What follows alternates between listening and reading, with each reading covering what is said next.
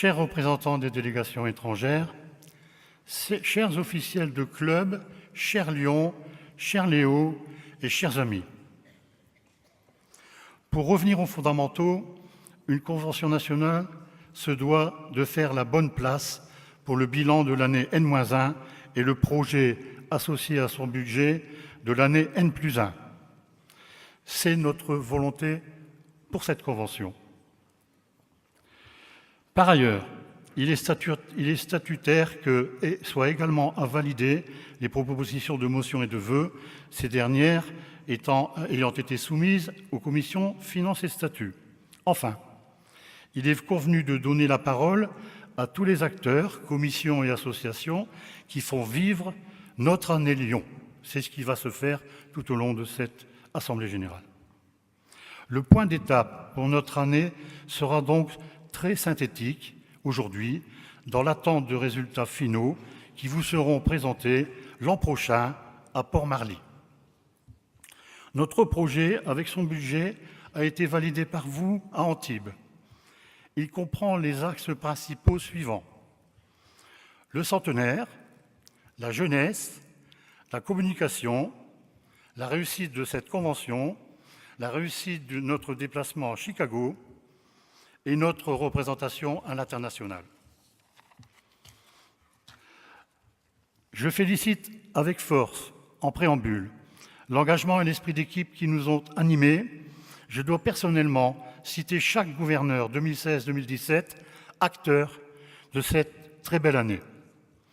Christiane Train, Georges Delbach, Jean-Pierre Barberel, Jean-Luc Lenoir, Régis Laurent, Didier Soulet, Jean-François Bussière, Jean-Pierre Poudançan, Bernard Avard, Pierre Patois, Bruno Randriana, Rodolphe Reverchon, Henri Morin, Jacques Delafont et Daniel Chrétien.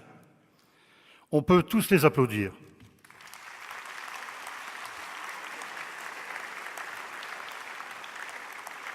Je n'oublie pas toute l'équipe de Saint-Jacques parce qu'ils sont dans l'ombre, mais ils font énormément de travail pour nous. Je reviendrai donc à nos objectifs, le centenaire. Cette fête du centenaire a reçu l'aide efficiente et permanente, d'abord du comité du centenaire, animé par Jean Oustrin, que je remercie, l'ensemble de vos clubs, car je sais que dans quasiment tous les clubs, une manifestation au moins a été réalisée pour le centenaire.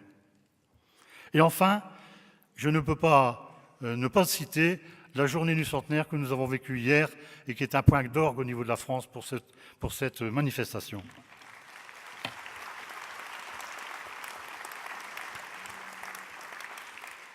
La jeunesse, elle est très présente ici, avec nous.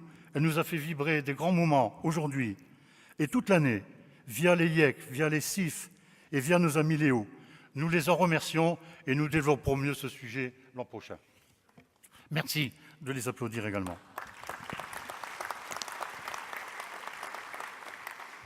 La communication, le point d'orgue au niveau de sa puissance et de ses besoins financiers. J'ai entendu ce matin parler de finances et concernant la communication, nous avons obtenu votre accord pour un budget exceptionnel cette année, de manière à dépasser et faire bouger les lignes en termes de communication. D'abord la revue qui, après des années de bons et loyaux services, a vu son équipe de rédaction complètement renouvelée et conduite par les projets de notre gouvernorat via son nouveau rédacteur en chef, Raymond Lay, pour 3 ans, que je dis jamais mais que j'ai choisi et que j'ai proposé à notre Conseil des gouverneurs.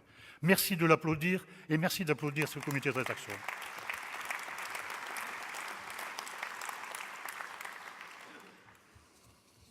Alors la grande qualité de notre revue, je sais, on a des retours, est très appréciée et je ne peux pas ne pas vous dire également que depuis le mois d'avril, elle est digitalisée.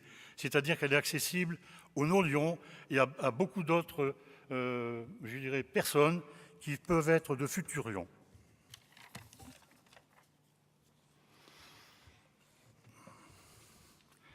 Alors, je vais citer rapidement l'ensemble, je dirais, des points qui ont été touchés par la communication.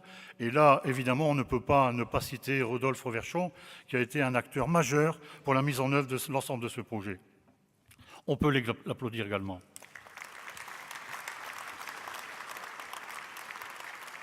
Donc, un rafraîchissement de notre site internet que vous avez pu constater, une présence plus soutenue sur les réseaux sociaux, une présence remarquée sur les médias TV et radio.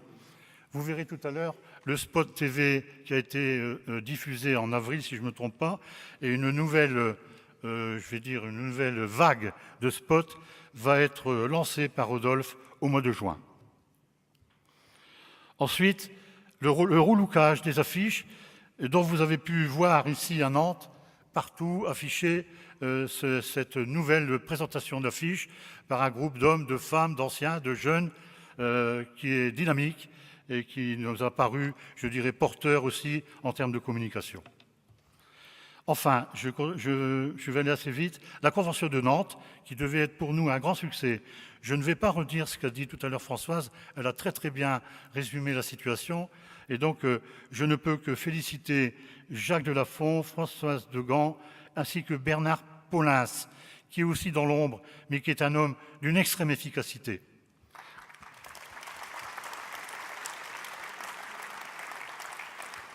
Enfin, Chicago.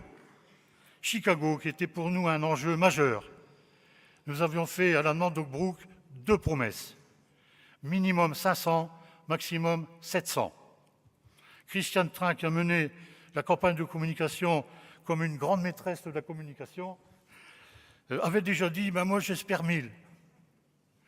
Eh bien on est en 100. C'est remarquable. Alors merci à Christiane.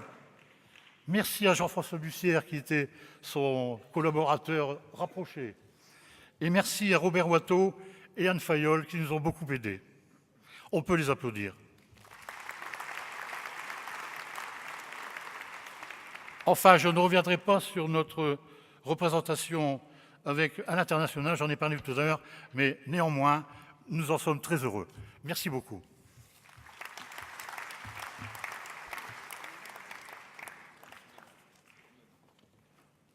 Mesdames, Messieurs, le vol LC numéro 1917 en provenance de Chicago débarquera au terminal E. Vous n'avez pas oublié quelque chose? Ah oui, mon insigne Lions Club. Nous sommes 1,5 million à nous mobiliser au service de l'humanité. Nos combats dans 210 pays se nomment recherche médicale, malvoyance, handicap, faim, éducation, jeunesse ou encore environnement. Retrouvez-nous dans l'un de nos 1200 clubs pour construire demain. Lions de France, partout où il y a un besoin, il y a un lion.